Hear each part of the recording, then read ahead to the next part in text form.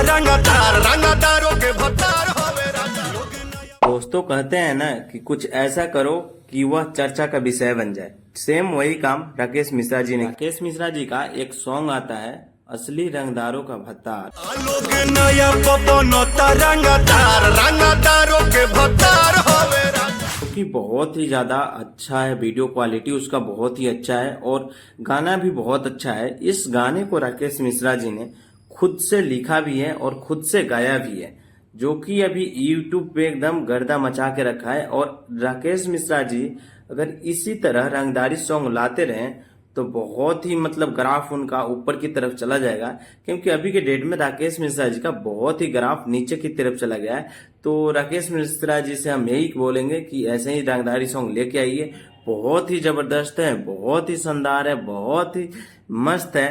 तो चर्चा का विषय तो बनता है ना, तो हम भी सोचे कि जब इतना मस्त कोई सॉन्ग कोई गाय भोजपुरी में, राकेश मिश्रा जी के पास इस वीडियो को शेयर करके पहुंचा दीजिए आप लोग। अगर आप लोगों को यह वीडियो अच्छा लगा हो तो चैनल को सब्सक्राइब कर लीजिए और एक प्यारा सा कमेंट कर दीजिएगा, छोटा सा।